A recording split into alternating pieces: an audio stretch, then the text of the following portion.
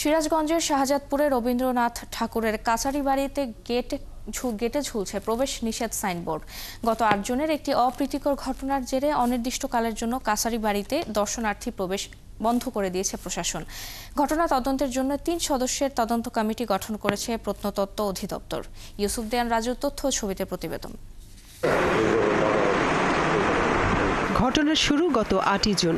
শাহজাদপুরে কবিগুরুর কাছারি বাড়িতে পরিবার সহ ঘুরতে যান প্রবাসী শাহনেওয়াজ। সেখানে গেটকর্মীর সাথে পার্কিং ফি নিয়ে বাকবিতণ্ডায় জড়ান তিনি। এক পর্যায়ে তাকে অফিস কক্ষে আটকে রেখে শারীরিকভাবে লাঞ্ছিত করার অভিযোগ ওঠে কাছারি বাড়ির কর্মচারীদের বিরুদ্ধে। এর জেরে মঙ্গলবার শাহজাদপুর প্রেস ক্লাবের সামনে বিক্ষোভ মিছিল ও মানববন্ধন হয়। পরে বিক্ষোভ মিছিলটি কাছারি বাড়িতে ঢুকে বিভিন্ন কক্ষে ভাঙচুর করে। কালার এক্সপার্ট, জর্জ স্যাপ এবং মাইল্ড অন হ্যান্ডস টেকনোলজি সমৃদ্ধ অরিক্স ক্রিস্টাল ওয়াশ আপনার লন্ড্রি এক্সপার্ট। গেট আটকায় দিয়ে ওই যে আন্দাজ করা ওই লোকটা না সোরা বাদ দিয়েছে, আমাকে মারে। কি কারণে মারে আমি নিজেও জানি না।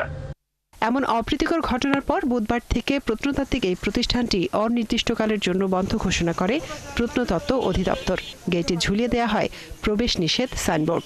অজ্ঞাতনামা লোক আমাদের কাছারি বাড়ির গেট ভেঙে চুড়ে ভিতরে ঢুকে অতর্কিত ভাঙচুর এবং হামলা চালায়। যেহেতু এখানে একটু নিরাপত্তা সংকট দেখা দিয়েছে, আপাতত অনির্দিষ্টকালের জন্য রবীন্দ্র কাছারি বাড়ি দর্শনার্থীদের পরিদর্শনের জন্য বন্ধ রয়েছে।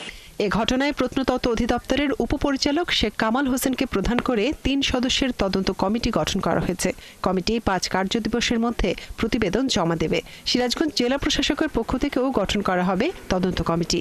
আর হামলার ঘটনায় উভয় পক্ষ থেকেই মামলা দায়ের করা হয়েছে বলে জানিয়েছে পুলিশ। ঘটনার সূত্রপাত যতটুকু জানতে পেরেছি যে আমাদের পূর্বে আমাদের এখানকার কাছারি বাড়ির স্টাফদের সাথে কোনো একজন দর্শনার্থীর সাথে বাকবিতণ্ডা এবং মারধরের ঘটনা ঘটে, তার ফলশ্রুতিতে খুব সম্ভবত এটা ঘটে থাকতে পারে। এবং সম্প্রতি এখন আমাদের কাস্টোডিয়ান সাহেব উনি মামলা করেছেন। এই মামলা দায়ের পর পুলিশি অভিযান শুরু হয়েছে। পুলিশের অভিযান অব্যাহত আছে। যারা এই ঘটনার সাথে জড়িত তাদের আমরা ভিডিও ফুটেজ দেখে শনাক্ত করে গ্রেপ্তারের চেষ্টা অব্যাহত আছে। মাত্র ১ সপ্তাহ আগেও দর্শনার্থীতে মুখর কাছারি বাড়ি প্রাঙ্গণ এখন নিস্তব্ধ। বহু দর্শনার্থী বাইরে থেকে এসে কাছারি বাড়ি না ঢুকেই ফিরে যেতে বাধ্য হচ্ছেন। মনিরা কাজুরি, ৭১।